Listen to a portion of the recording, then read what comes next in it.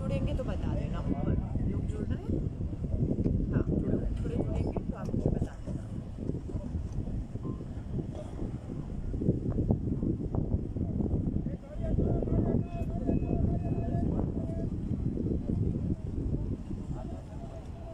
लोग जुड़े?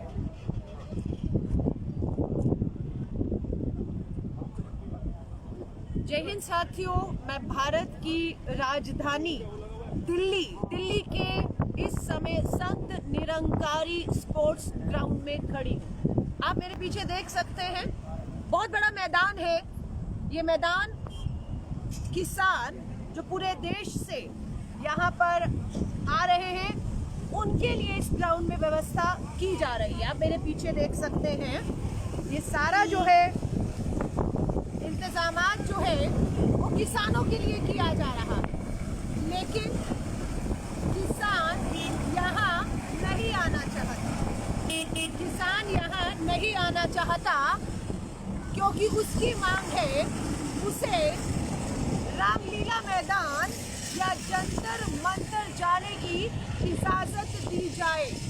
जो इजाजत हमारे देश के अन्नदाता किसानों को अभी तक नहीं दी गई है कि वो जंतर मंतर या रामलीला मैदान तक पहुंच पाए। वो सभी लोग अभी आकर कहें, हरियाणा दिल्ली के बॉर्डर पे खड़े हुए हैं। मैं हाथ जोड़कर देश की सरकार से कहना चाहूँ, इस काले कानून को आप वापस क्यों नहीं ले रहे?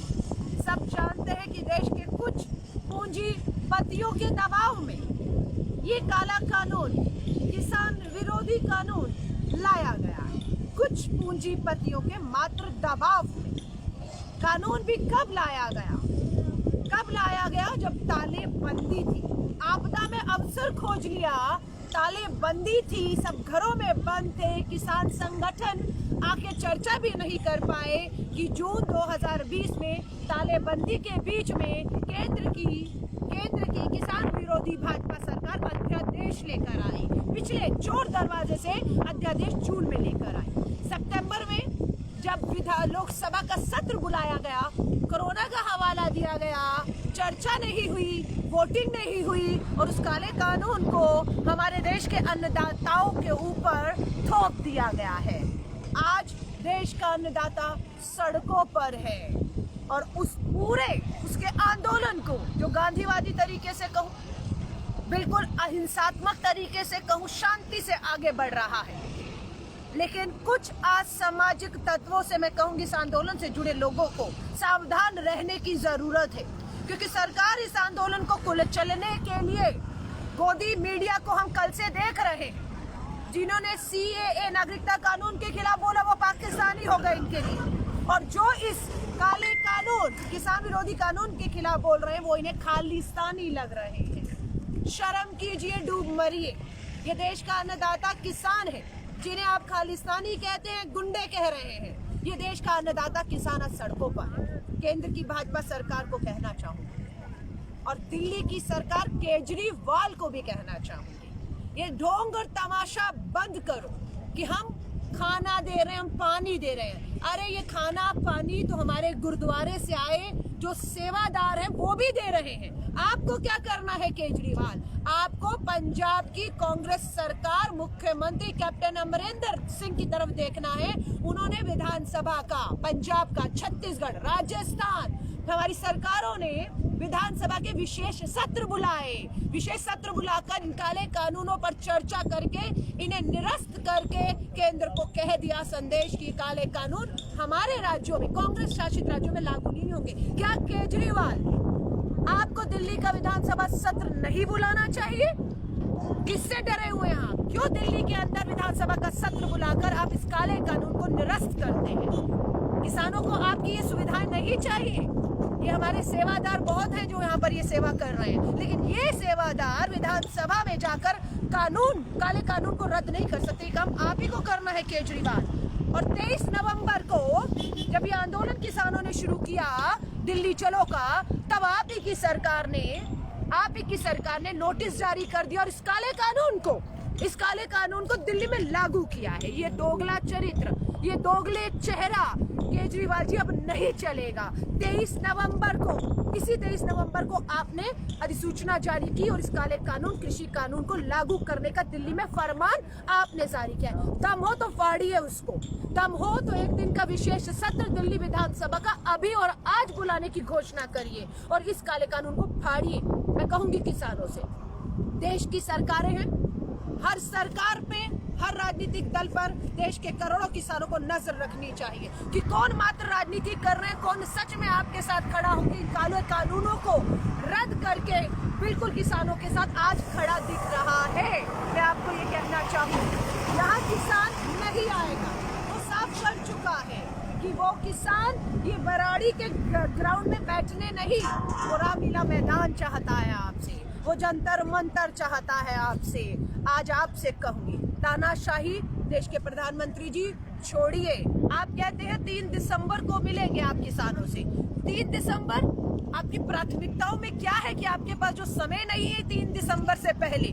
प्राथमिकताओं में देश का किसान होना चाहिए था, प्राथमिकताओं में किसानों का यह आंदोलन होना चाहिए था। सब काम छोड़कर आपको इस अंदाता को आज सुनने के लिए यहाँ होना चाहिए था, लेकिन नहीं, आपकी प्राथमिकताओं पर देश के चुनाव है, हैदराबाद का नगर निगम का चुनाव। देश के प्रधानमंत्री, गृह मंत्री, रक्षा मंत्री जाकर लड़वा रहे हैं हैदराबाद का नगर निगम का चुनाव। शर्म आती है, आपकी प्राथमिकताओं में मात्र चुनाव है। एक और बात साफ करना चाहती हूँ, कहा जा रहा है कि देश के किसान को यही कोरोना काल में आंदोलन की सूझी है। मैं आपसे पूछना चाहती हूँ, कोरोना तब नहीं था जब बिहार का चुनाव लड़ रहे थे, कोरोना तब नहीं था जब आप दिवाली का जश्न मना रहे थे, कोरोना तब नहीं था जब देश के प्रधानमंत्री, गृह मंत्री, रक्षा मंत्री भाजपा के मुख्यालय में नियम कानूनों की धज्जियां उड़ाते हुए, सोशल डिस्टेंसिंग की धज्जियां उड़ाते जश्न मना रहे थे। हम पूछना चाहते, कोरोना काल तब नहीं था जब आपने तालेबंदी का इस्तेमाल करते हुए सब घरों में बंद थे, अधिसूचना लाकर आपने इस कानून को लाया?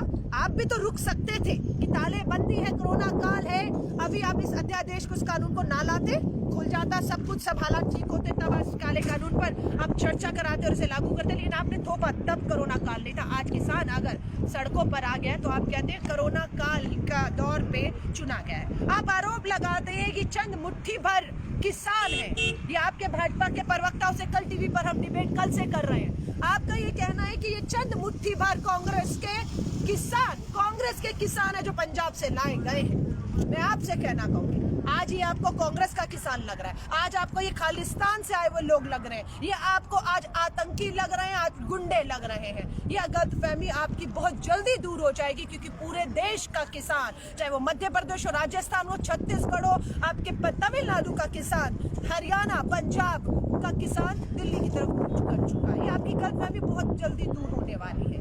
मैं आप सभी से कहूँगी, किसानों को लिए कहूंगी, आज पूरी कांग्रेस पार्टी हो, हमारी सरकारें हो, इस कानून के खिलाफ प्रस्ताव पास करके इसे निरस्त कर चुकी है, अपना संदेश दे चुकी है। आज हम लोग इस ग्राउंड में आए हैं ये देखने के लिए कि कितना किसान इस ग्राउंड में आया हुआ है, लेकिन कोई भी किसान आपको यहाँ नहीं दिखेगा, क्योंकि उन्हें पता है कि ये वो ग्राउंड है जो दिल्ली के बिल्कुल दरवाजे पर है और आप इन्हें दिल्ली के अंदर, घर के अंदर घुसने नहीं देना चाहते। और यहाँ पर वो बैठे रहे महीनों महीनों, बैठे रहे महीनों महीनों, आपको कोई फर्क नहीं पड़ेगा, आपको कोई फर्क नहीं पड़ेगा, इसलिए वो रामलीला मैदान जाना चाहता है।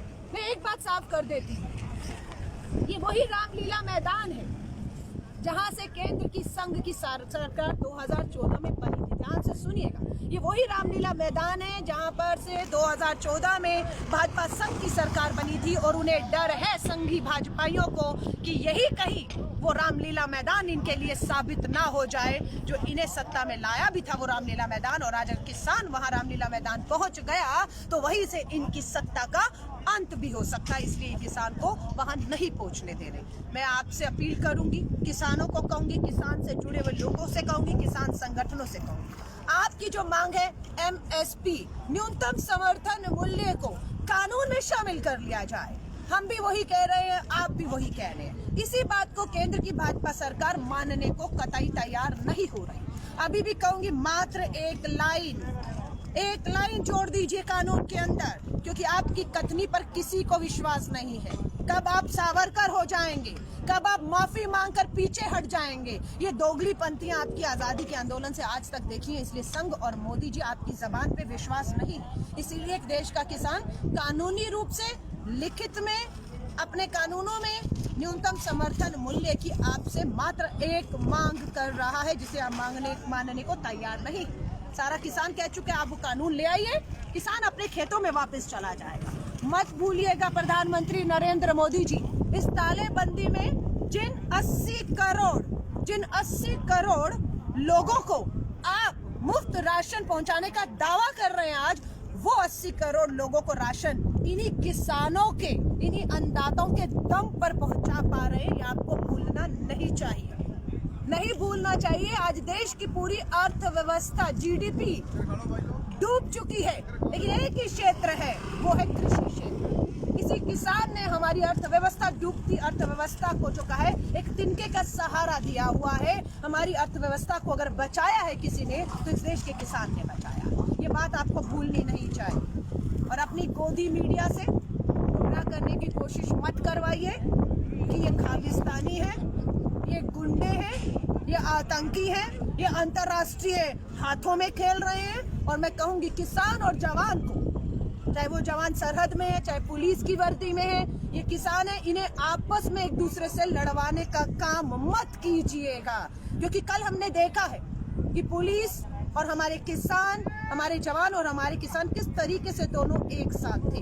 कहीं पानी पी रहे एक साथ, कहीं खाना खा रहे एक साथ, क्योंकि हमें मालूम है आज पुलिस भी अपनी एक ड्यूटी को कर रही है। लेकिन आप इस पुलिस को कतई भी मजबूर नहीं कर सकते कि हमारे किसानों पर ये लाठी चलाए, ये मजबूर आप नहीं कर सकते। और मुझे पूरी उम्मीद है कि हमारी पुलिस ऐसा कतई भी नहीं करेगी। पूरे अहिंसात्मक तरीके से, शांति से ये जो आंदोलन बढ़ रहा है, उसे हम यूं ही अंजाम तक लेकर जाएंगे। मांग एक है, एमएसपी न्यूनतम समर्थन मूल्य पर कानून लाया जाए, इन कानूनों को, काले कानूनों को वापस लिया जाए, किसानों को सुना जाए। हमारी बस यही मांग है।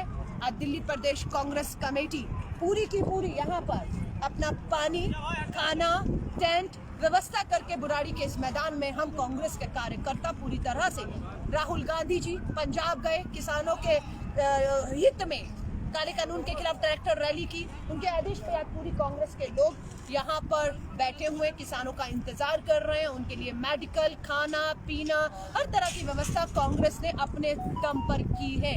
लेकिन किसान यहाँ नहीं आना चाहता है, किसान रामलीला मैदान पहुँचना चाहता है। और हमें है कि कांग्रेस की तरफ से हम निवेदन करते हैं कि भारत और दिल्ली की सरकार रामलीला मैदान में उनके जाने की, रहने, खाने, पीने, शौचालय और स्वास्थ्य सुविधाओं की पूरा इंतजामात करे, जब तक केंद्र की सरकार झुकती नहीं है, काले कानूनों को वापस नहीं लेती। मैं आप सभी से कहूंगी, इस वीडियो को शेयर करिएगा ताकि संदेश जाए कि भारत की राजधानी दिल्ली में ये जो मैदान बुराड़ी का आपको खाली दिख रहा है, वो मांग है कि रामलीला मैदान खोल दिया जाए। शांतिपूर्वक तरीके से किसान वहां बैठे और सत्ता में बैठे लोग उनसे बात करें, रास्ता निकालें, ये हम सब चाहते हैं। मैं आप सभी का धन्यवाद करती हूँ, आपसे जुड़ी रहूंगी। आपको बारी बारी दिल्ली के इस ग्राउंड से क्या हकीकत है किसानों के संघर्ष के बारे में आपसे बताती रहूंगी, ताकि देश में बैठे लोग, करोड़ों लोगों का समर्थन हम इन अन्नदाताओं के लिए आपसे लेते रहें। उम्मीद करती हूँ ये वीडियो आप शेयर करेंगे, ताकि दिल्ली के इस बुराड़ी के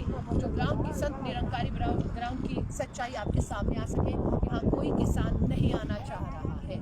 जय हिंद, जय भारत।